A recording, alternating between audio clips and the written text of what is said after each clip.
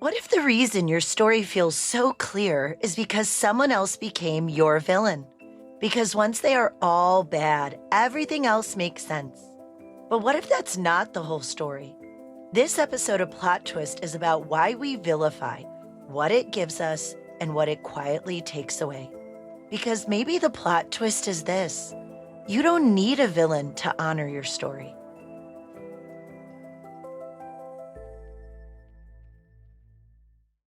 Welcome to Plot Twist. Today's episode is Heroes Need Villains, but villains, they're just villains. There's something I've been thinking about for a while now, about how badly we all want to be the hero. And no, we don't always announce it by riding in on our white horse, but it's still there. The ways we want to be the good one, the reasonable one, the betrayed one, the one who tried, the one who loved best, the one who was wronged, the one whose pain makes perfect sense, the one everyone should immediately understand and agree with. And I think what makes that so complicated is this: you can really only be the hero of a story if there is a villain. And once you have cast someone as the villain, the story gets easier to tell. Cleaner, sharper, more persuasive. It gets easier to explain what happened when one person becomes all good and the other one becomes all bad. It gets easier to recruit sympathy, easier to find certainty, easier to make sense of the pain, easier to know where to place blame. And maybe that's why we do it. Because vilifying someone is not always about the truth. Sometimes it's about relief. Relief from complexity, relief from ambiguity, relief from having to hold the unbearable fact that someone can hurt you deeply and still be fully human. And I know that it can be a hard thing to say. It's hard for me to say right now. I mean something quieter, and I think harder. That the moment we turn a person into a villain, we often stop seeing them clearly. I think we like the hero role because it is one of the few places where pain feels tolerable. If I'm the hero, then I do not have to wrestle with the parts of the story that make me uncomfortable. Hero stories are seductive because they simplify. And simplicity can feel like safety, especially when your nervous system is desperate for something stable to hold. A villain is stable. A villain's easy. A villain gives your pain a face and a direction. And there's a kind of selfishness in that. Because once I make you the villain, I benefit. I benefit from clarity. I benefit from the moral high ground. I benefit from the sympathy. I benefit from not having to stay in the mess of a more complicated truth. And I think that is worth admitting and seeing. Not to shame ourselves, but to understand. Because understanding the impulse is the only thing that can give us a chance to interrupt it. I think one of the benefits of vilifying is it gives us emotional momentum. It lets us move quickly, leave quickly, talk quickly, decide quickly, tell the story quickly. It removes friction and nuance. It removes the slow and uncomfortable work of having to say, yes, that hurt me. And yes, they're still a person. Yes, what they did was wrong. And yes, there may be more to them than the worst thing they did. And yes, that does not automatically make them inhuman. That kind of thinking, it just takes more. It takes more from you and it takes more from me. More emotional maturity, more restraint, more patience, more honesty. Vilifying, it's a shortcut. It's faster and easier. Come on, we all like those two things. Because grief, it's complicated. Grief asks us to admit that something mattered, that someone mattered, that even in the disappointment, there may have been something real, something beautiful, something sincere, something that cannot be cleanly erased just because we got hurt. But if I make you the villain, I do not have to grieve with nuance. I grieve with certainty. I can say the whole thing was false. The whole thing was a lie. The whole thing was bad. There's a problem with flattening someone. And maybe that is one of the biggest benefits of all. If I flatten you, I do not have to feel the full dimension of what happened. But the costs of flattening are enormous. The first cost is that vilifying shrinks reality.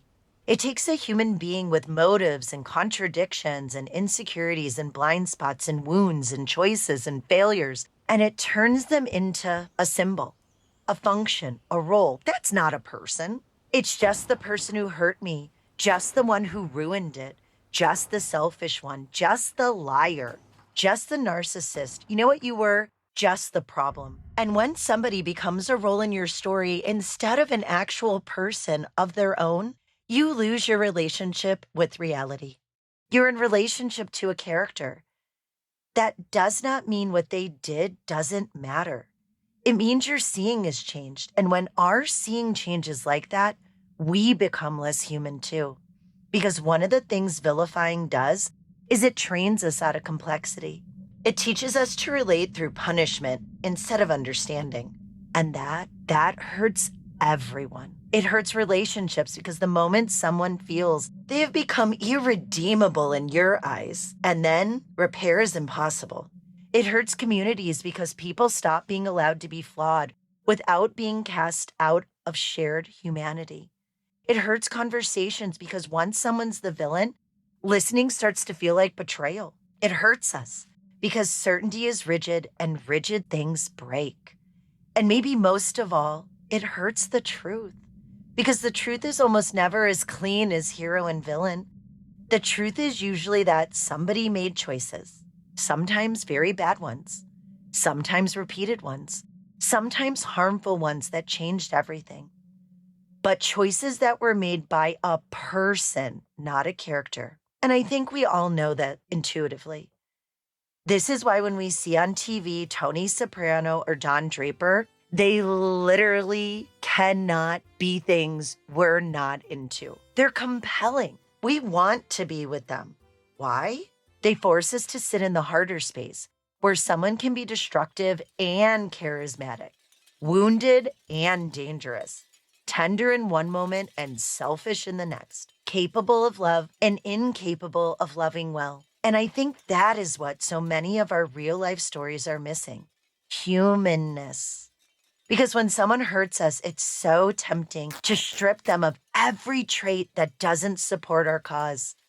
We rewrite them because it's hard to admit that someone can hurt you and still have once been sincere, still have qualities that are real, even if their choices were devastating. It's hard because once you admit that, the story gets heavier. You no longer get the clean righteousness of hero versus villain. You get something more difficult, loss without simplification. And I think that's one of the most mature forms of grief there is, to be able to say, what you did hurt me deeply. I don't excuse it. I'm not going to minimize it. I may not, but I also do not need to turn you into a monster in order to honor what happened. That's hard and it's powerful because once you stop needing villains, you also stop needing heroism in the same way. You no longer have to be the flawless one to justify your pain. You no longer have to be pure in order to be hurt. You no longer have to curate your innocence so carefully. You get to be a person too. A person who missed things, a person who hoped, a person who loved, a person who stayed too long or left too fast or said too much or not enough. A person who was harmed and still complicated. A person who does not need a perfect role in order for their pain to count. That feels important to me because heroism can become its own trap. If I have to remain the hero of every story, then I have very little room to be honest. I can't admit ego. I can't admit the moments I wanted to be chosen, preferred, and admired. I can admit that sometimes I didn't just want healing. I wanted to win. And I think more of us want to win than we're comfortable admitting. We want the breakup where everybody knows who was right, okay? There's clearly a good side and clearly a bad side. We want the conflict where everybody sees our goodness clearly. We want the ending where our pain gets translated into moral authority. We want the story to confirm that we were the loving ones, the wise ones, the evolved one, and the innocent one. And maybe that's understandable, but it's also expensive. Because when winning matters more than understanding, we stop relating to people and start managing optics. We start shaping stories not only to reflect what happened, but to secure the role we want in the retelling. And that's where vilifying becomes really dangerous because it turns storytelling into a weapon, not always outwardly, sometimes internally, but a weapon all the same. It allows us to freeze another person at the sight of our pain. No movement for them, no context. No possibility of being more than what they did to us. And I think the deep cost of that is much more than emotional. It could even be spiritual. Because to deny someone else their humanness is to weaken your own relationship to humanity itself. Not in a dramatic saintly way, just in the simple sense that every time we make a person less real in order to make a story more satisfying, something in us has to harden. Something becomes flatter, meaner, less alive. I have a brother. In the last 10 years, I can see the weight of what should have been there in our relationship. I feel what was missing. And I have sadness, not just anger. I ended up exhausted, strained, spent, completely overextended. I think it's going to be easiest if I get you there through a timeline. July 2015. Many of you know my dad died. I was supposed to pick up his ashes at the funeral home, and they gave us a time window. So I asked my brother if he'd meet me there so that I didn't have to do it by myself. So I waited. I got there at the start of the window, and I waited the full 2 hours. He never came. To make matters worse, I called him, I texted him, I continued to reach, and he never admitted to me he wasn't going to be there. So finally, it got too late in the day, and the funeral home said to me, "You're going to have to take your father's ashes with you. Like, we can't just leave them here." And so I realized this was all me. So what do you do when you pick up ashes? I wasn't really sure. So when I walked my dad to the car, I decided that he should obviously be seatbelted. I mean, that seemed very reasonable to me. And then I was going to put him in the passenger seat, but he always did that thing with the door where they grab onto it with dear life while you're braking. So I decided, you know what? I think right behind the driver's seat was the right place for him. I buckled him in. When I got to my parents' house, I was willing, as that garage door opened, to see the car that my brother and mother had been in that day. Empty. No car there. So now I realize I'm going to do this whole journey by myself.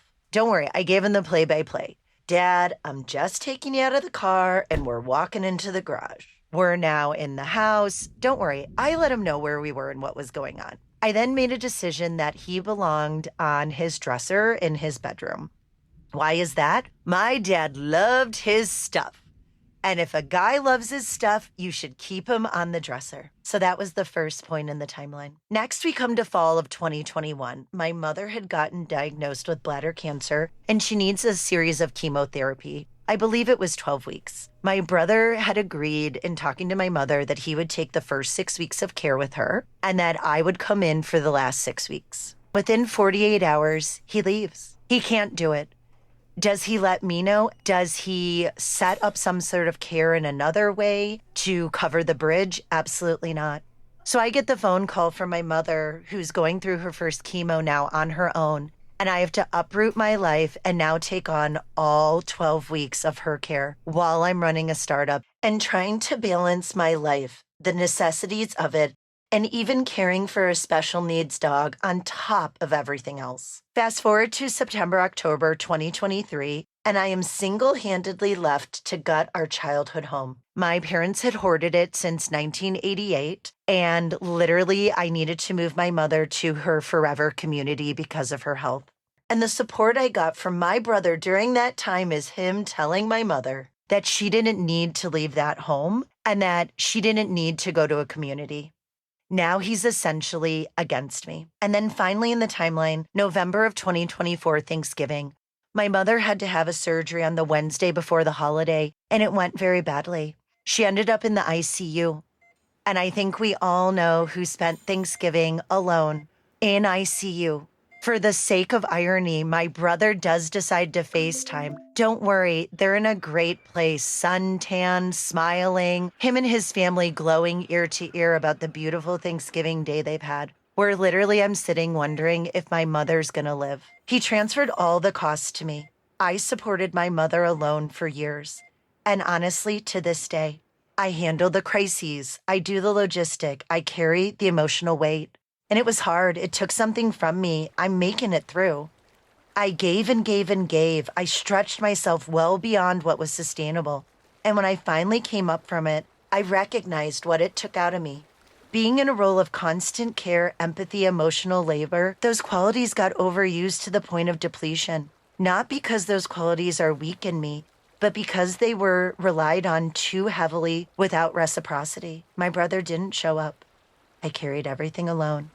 And that shaped how I saw him and how I saw myself. For a long time, I needed him to be the villain so I could make sense of why I was carrying everything alone. I thought I was earning something for carrying it all. The prize was I left myself, and I didn't even know that I'd done it. I thought I was being good. I thought I was doing right, the good daughter. But now I'm learning my way to come back, not all at once and not perfectly, but just with a little more kindness than I've ever given myself before. I'm still asking myself, what did it mean? Even as I've evolved, part of me is still stuck there. So maybe my plot twist is maybe heroes need villains when there's no repair. Maybe we create those roles to hold what hasn't been acknowledged. Before we get into the narrative section where we examine potentially keeping, revising, or retiring, I just want to say this is not a call to change. It's not a demand for what hurts or to rush into a more generous story before you're ready.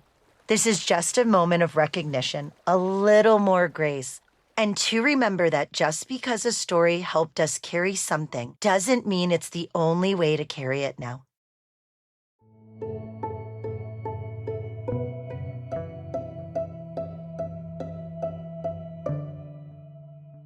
Keeps. I got 2 in my keep pile today. I'm allowed to feel hurt, angry, or disappointed. Because I am. Because my feelings, they don't need a villain to exist. They just need space to be felt. I'm also keeping what happened to me matters. Because I don't need to exaggerate or simplify the story for it to count. My experience, it's real on its own. Next, I'd like to revise. I'm revising from, if they hurt me, they must have never really cared. 2, someone can care for me and still hurt me in ways I cannot continue to hold. Okay, I love a good rewrite, especially when someone hurts me. So this one hits me hard. We want the ending to be the whole story, but often the truth is harder than that. Sometimes the care was real and the hard and hurt was real too. Revising this lets us stay honest about what happened without flattening the whole relationship. Next, I'm going to revise from, if I tell the story with nuance, it'll sound like what happened to me did not matter. 2, nuance does not weaken the truth, it deepens it. I think this is a really important one. We often fear that complexity will dilute our pain, that if we admit someone is human, flawed, scared, limited, or complicated, then somehow we're letting them off the hook. Revising this helps us tell the truth more fully, not less clearly. And retire. I got 2 for today. For me to be the good one, someone else has to be the bad one. I'm no longer telling the truth as much as I'm protecting a role. And I'm also retiring. Once somebody hurts me, the worst thing they did becomes the truest thing about them. I got to retire this narrative because it lets me stay clear without being cruel. So how do we begin to see the Tony Sopranos and Don Drapers that are in our very lives for who they are? Maybe first it's by resisting the impulse to summarize someone too quickly, by noticing when our language becomes total. Always, never, everything, nothing, pure manipulation, pure selfishness, completely fake, entirely bad. Maybe we should begin by asking a different question. What choices did they make? And what did those choices cost? You know what? That question, it keeps accountability intact. It doesn't dissolve harm into empathy. It just shifts the focus from identity to behavior. And that matters. Sometimes a person made a catastrophic choice. Sometimes they made 100 small ones that slowly became a life-altering pattern. Sometimes they kept choosing themselves at someone else's expense. That's one I know well. Sometimes they were careless in ways that were devastating. Sometimes they lacked maturity honesty, courage, or self-awareness to even do better. Those things matter. Naming them matters, but naming them is different than creating their own mythology. To say, you hurt me, you failed me, you lied, you abandoned what mattered, you did not care for this or me well, you made choices I cannot continue inside of. I think one of the hardest things to accept is that sometimes the villain in our story is just a person who made a big mistake, or a series of medium mistakes, or 1,000 small ones. A person who was avoidant, a person who was selfish, one who was scared and immature, one who wanted to be loved and was unwilling to be honest. That doesn't make the damage smaller, but it does make the person real again. And I think reality is always more useful because reality, it can help us heal. Reality helps us to set better boundaries. Reality helps us discern patterns. Reality helps us to see what actually happened. It helps us avoid repeating the story, not just retelling it more dramatically. And maybe that's another cost of vilifying. It can keep us attached to the performance of pain instead of understanding it. If I keep you as the villain, I may never have to move beyond the version of myself that was injured by you. I may never have to ask, what else is true now? Never have to let the story become less satisfying and more honest. And I may never have to release the identity that came from being wronged. And there's a strange loyalty in that. A loyalty to the clarity the story once gave us, even after that clarity has started to cost us our openness, our softness, or our range. I do not think the answer is to stop naming harm. And I do not think the answer is to force compassion where it has not honestly arrived yet. Maybe it's just to leave a little room for the fact that most people are not archetypes, a little room for the possibility that someone can be deeply disappointing without being deeply unreal, a little room for the understanding that your pain does not become less valid just because the other person remains human. Maybe the plot twist is we do not need villains as much as we think we do. Maybe we need to tell the story in a way that honors what actually happened. We don't need the villains because the villains gave us a role. And sometimes a role costs more than it gives you. Because the plot twist is that the person who hurt you was not a villain. Maybe they were just a person who made choices that changed your life. Because once you let go of hero and villain, something else becomes possible. Discernment without dehumanizing, truth without performance. They're just people. People with charm and cowardice, need and ego, tenderness and selfishness, capacity and limitation. People who sometimes do damage they can never fully undo. And that reality, that's harder to hold. But it's also more humane. Because when we stop needing villains, we also stop organizing our lives around proving we were and still are the hero. We can become more honest about them, about ourselves, about what happened, about what the cost is, and about what is still true. And maybe that's enough. Maybe enough is, you hurt me. It mattered. I see it clearly. I will not excuse what should not be excused. But I will also not reduce either of us to just a role and make the story easier to carry. That feels like a different kind of power. Not the power of winning the story, the power of not needing to win. And maybe that's the final plot twist. Take what's yours, leave what's heavy. The twist, it's you.